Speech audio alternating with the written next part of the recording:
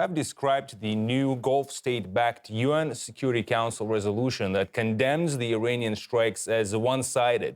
Do you believe these Gulf states are acting independently or under some sort of foreign pressure? Well, I think Gulf states have their own interests in this case, and they do act proceeding from their interests. Of course, they are scared at what is happening. They are saying this is not their war, and indeed, it is not their war. But we were warning a long time ago that if something like this happens, it will evidently spread across the region, which we are witnessing today. You know, the Gulf states, we of course were not approving of attacks on civilians and civilian infrastructure, but Iran was warning a long time that if the war starts, it will attack U.S. troops in the areas where they are located, which it is doing now. I don't think that these Gulf states were pressured to put forward that resolution. The other thing is that how much it will help them. The question is that Iran is indignated by the resolution adopted because it does not address the root causes of the crisis, as if it happened in a vacuum, as if there was no aggression by US and Israel against Iran. And, you know, the question is how far-sighted the resolution adopted was, because what now will restrain or restrict Iran from continuing striking the US military in the region, and which means the Gulf states in particular. You said about the pressure. I say there was perhaps no pressure, but of course we always, in these kind of games, we have to look who is benefiting, qui prodest. And definitely US and Israel, with this resolution that does not address the primary source of what is happening, receive kind of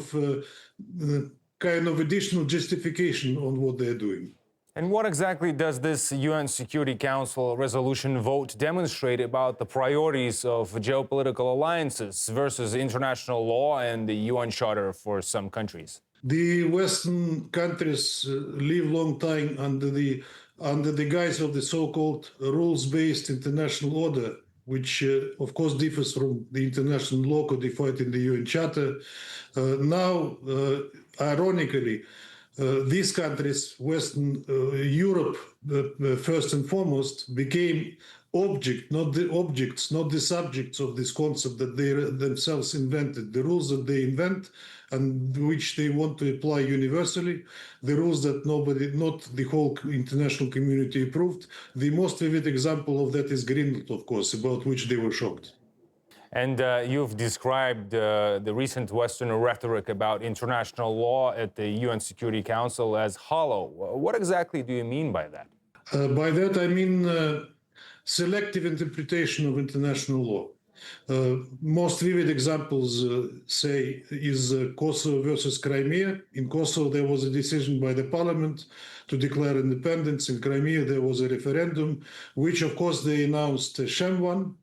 There was a Secretary General recently excelled himself in a scandal when he allowed and assumed that there could be a referendum on self-determination of Greenland, but when asked a question about Donbas, he said that's another case. When they speak about Ukraine, they say one thing about international law. When they speak about Iran, they say another. And hollow is a quite diplomatic term then. You could say it's two-faced, 100%. You've said that none of the delegations that voted against or abstained from the Russian draft UNSC resolution were able to clearly explain what exactly they found objectionable in the text. What do you think that was the case, and what are the root causes of votes against Russian resolutions there? Nobody could explain. The explanation were hollow indeed. I particularly liked the explanation of vote by Latvia, who said which said that they agreed with everything that was in the Russian resolution, but they could not vote in favor. In fact, they voted against because it was Russia that promoted it. The explanation was that we should focus on the Gulf. And that is the main purpose of the resolution. But then again, by that it becomes one-sided and does not take into account where it all started and by whom. And you also said that it appears that certain UN delegations prefer to march in step with their big brother. Is that what you meant? And who exactly did you mean there? And how dangerous do you believe this kind of alignment is for the independence and the credibility of the Security Council as the top world body? Europeans, first and foremost, who are complicit in this crisis by invoking, say, the so-called snapback, which never happened because they didn't have the right to do so, by castigating Iran, for what it hasn't done. But the others, we were told in the corridors by many that their arms were twisted, at least to abstain in the resolution, not to allow it to pass, and not to allow US to use their veto on it. I remember when there was, in 2022, we had a special session of the General Assembly on Ukraine. I think that was a resolution on the referendums that took place. And the West was collecting votes, and they needed as many as they could. And I remember one US, and they demarched and they blackmailed here and in the capitals. And I remember one State Department official on the eve of the voting said, every vote matters. Every Palau and Fiji matters. Palau was sitting right before me, and I asked him how they liked the characteristic.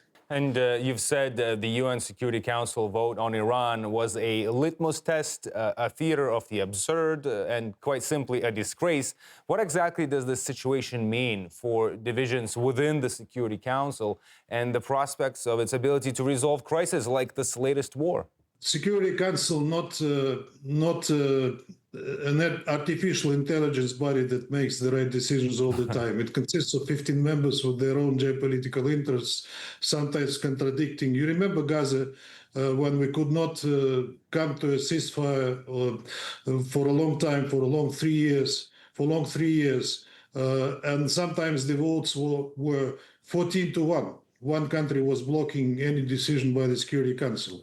So can we blame the Security Council for what happened, or one country that prevented to take a decision?